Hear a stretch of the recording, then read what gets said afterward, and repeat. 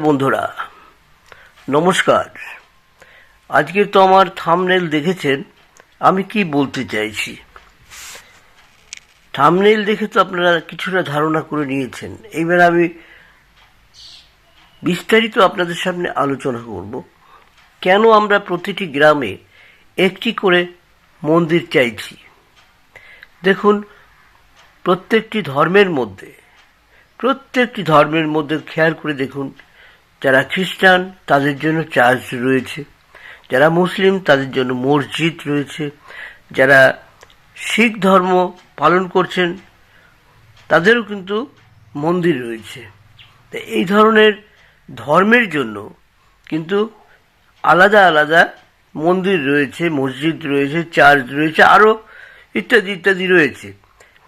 এইগুলোকে কেন ব্যবহার করা হয়? প্রতি খ্রিস্টান যেমন প্রতি সপ্তাহে যে কোনো শুক্রবার, প্রতি সপ্তাহে শুক্রবার দেখে তারা সেই চার্চে যায়, প্রার্থনা করে এবং সেখানে ধর্মগুরুরা যা যা বলেন সেগুলো তারা ভালো করে শোনেন এবং সেইভাবে চলার চেষ্টা করেন। ঠিক প্রত্যেকটি, যাদের কথা বলা হলো, প্রত্যেকটি চার্চ, মসজিদ এবং মন্দির, এদের মধ্যে সেই সিস্টেমগুলোকে জানার জন্য, সেইগুলো বোঝার জন্য বাচ্চা থেকে শুরু করে বুড়ো সকলে সেখানে যায়। বাচ্চাদের তো অবশ্যই নিয়ে যায়। তাই এইভাবে যদি আমরা প্রত্যেকটি গ্রামে একটি করে হিন্দুদের মন্দির করতে পারি, সেখানে সন্ন্যাসী যারা রয়েছেন, ধর্মগুরু যারা রয়েছেন, তারা সেই মন্দিরে থাকবেন। মাঝে মাঝেই আমাদের কোনো একটি দিন নির্ধারিত করতে হবে। সারা পৃথিবীতে হিন্দু যারা যেখানেই রয়েছে তাদের জন্যই কিন্তু এই নিয়মটা ফলো করা একান্ত দরকার। প্রতিটি ধর্মগুরুরা যা বলবে সেই কথাগুলো আমরা মন দিয়ে শুনব এবং আমরা চেষ্টা করব সেইভাবে চলার জন্য। প্রতিটি গ্রাম, প্রতিটি শহর যেখানে আমাদের হিন্দুদের বাস রয়েছে, যেখানে কম বাস আছে অথচ ভালো জায়গা আছে, ফাঁকা জায়গা, সেখান থেকে জায়গা কিনে সেখানে আমরা মন্দির করে সেই মন্দিরে আমরা প্রতি দুদিন, সপ্তাহে অন্তত দুদিন, সোমবার, বুধবার বা শুক্রবার, সোমবার বা মঙ্গলবার, বুধবার বা শুক্রবার বা রবিবার, এইরকম দুটো দিন নির্ধারণ করা দরকার। সেই দুটো নির্ধারণ করার পরে সেই দিনগুলোতেই আমরা হয়তো কোনো দিন যেতে পারলাম না, কিন্তু তার পরের দিন তো আমরা যেতে পারবো। এগুলো কিন্তু আমাদের একান্ত দরকার। এগুলো যদি করি তবে আমরা কিন্তু একত্রিত হতে পারবো। সেখানে যারা মুচির কাজ করে, যারা ডোমের কাজ করে, সবই তো হিন্দু, যারা প্রত্যেকে সেখানে যাবে। সেখানে ভেদভাব থাকবে না, সেখানে সব হিন্দুরা একসঙ্গে হবে। সে ব্রাহ্মণ হতে পারে, সে শিডিউল কাস্ট হতে পারে, হরিজন হতে পারে, ইত্যাদি ইত্যাদি, যে কোনো, তারা সব হিন্দু হলেই যেতে পারবে। কারণ তারা আমাদের এই ধর্ম নিয়েই কিন্তু, এই আমাদের কর্ম নিয়েই কিন্তু আমরা একটা সময় জাত ভাগ করেছি, কর্মের উপরেই জাত ভাগ হয়ে গেছে। সুতরাং প্রত্যেকটি মানুষ কিন্তু আমরা হিন্দু। আজকের যারা জুতো সেলাই করে, তারা যদি জুতা সেলাই না করে তাহলে কি আমরা পরতে পারবো জুতো? সেটা কর্ম যেই থাকুক, হিন্দু হলেই হিন্দু।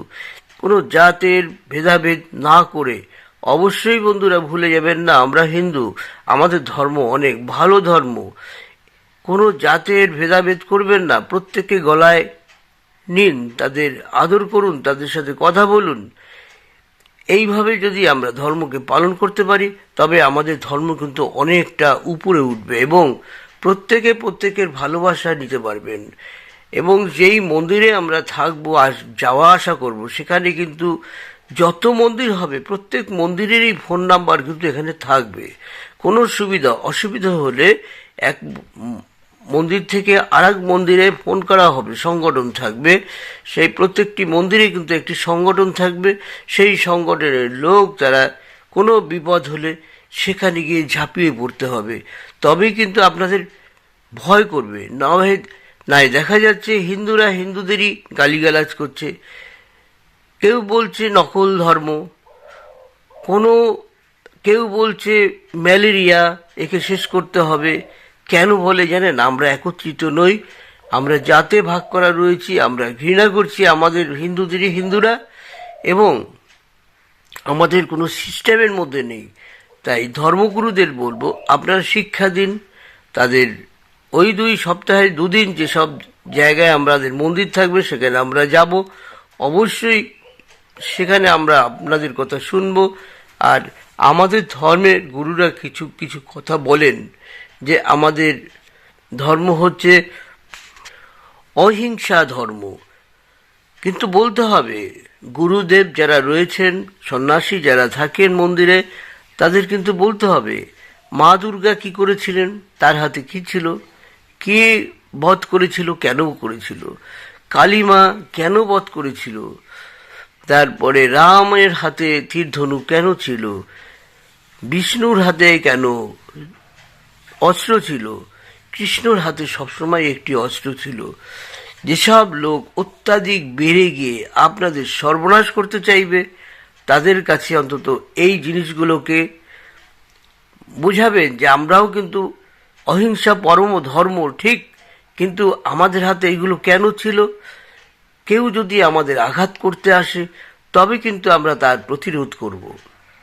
সেই প্রতিরোধ না করলে আমরা হিন্দু যারা রয়েছি তারা কিন্তু বাঁচতে পারবো না। আমাদের প্রত্যেকের হাতে, আমাদের দেবতার প্রত্যেকের হাতে একটি অস্ত্র থাকে, সেই অস্ত্রের দ্বারা তাদের থামানো হতো।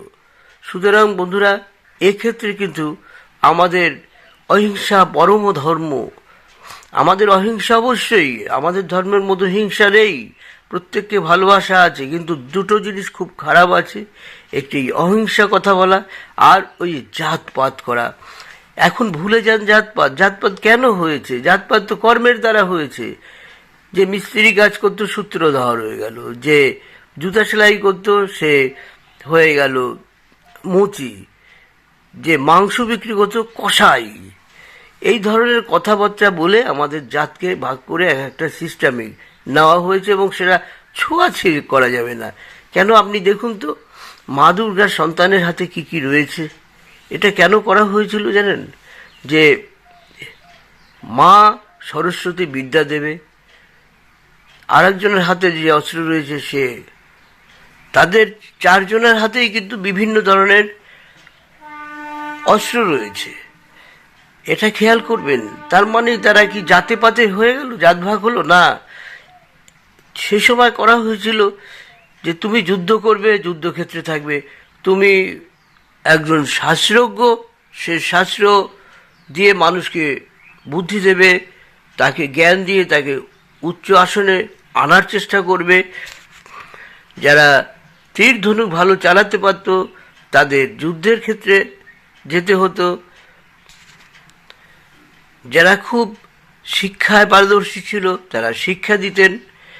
বিভিন্ন ধরনের ব্যবস্থা ছিল।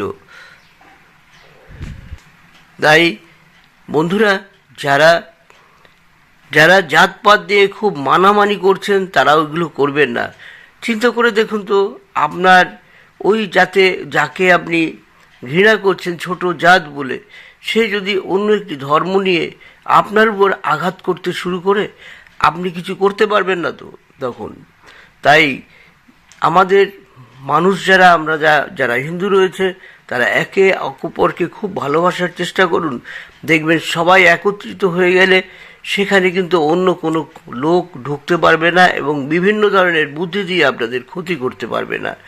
আর প্রতিদিন আপনারা আমাদের গুরুদেব যারা আছে, যেসব মন্ত্র রয়েছে, সেই গীতা পাঠ প্রতিদিন আমি বলবো গীতা পাঠ করুন। বা আজকাল তো ইউটিউব হয়েছে, গীতা বের করে গীতার পাঠ বের করে সেগুলো মন দিয়ে প্রতিদিন শুনুন। এবং বাচ্চা কাচ্চা যারা রয়েছে, বাবা মা যারা রয়েছেন, তারাও বলুন এই গীতা পাঠের প্রতি 4-5 মিনিট তাদের এখানে বসিয়ে রাখুন, সেসব শুনুন। কিংবা আপনারা গীতা পাঠ করুন, সেগুলো ওদের শুনান, তার ব্যাখ্যা দিয়ে। আমাদের ধর্মে কিন্তু সব রয়েছে, কিভাবে চলবেন, কিভাবে খাবেন, কি করবেন, মাথা কেন ঠান্ডা রাখবেন, কি করলে কি করা যায়, ইত্যাদি ইত্যাদি কিন্তু গীতায় রয়েছে।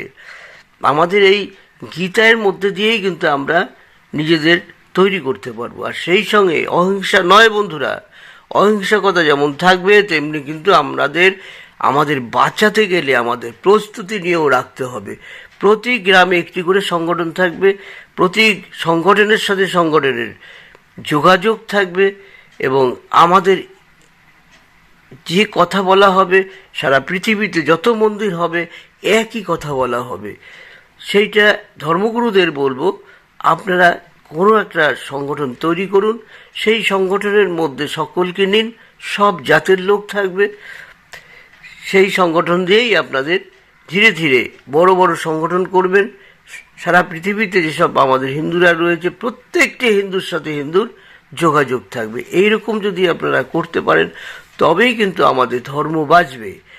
ঘরে মন্দির থাকলে পুজো দিলেন, চলে গেলেন, পাশের লোকটাকে আপনি নিন্দা মন্দ করলেন না। বন্ধুরা, যারা হিন্দুরা রয়েছে সব আমার ভাই, আমার পৃথিবীর যত হিন্দুরা রয়েছে আমার ভাই ভাবতে হবে। আমারই একজন মানুষ, তাকে ভাবতে হবে। এইটা যদি আমরা ভাবতে পারি তবে দেখবেন আমরা একত্রিত হব।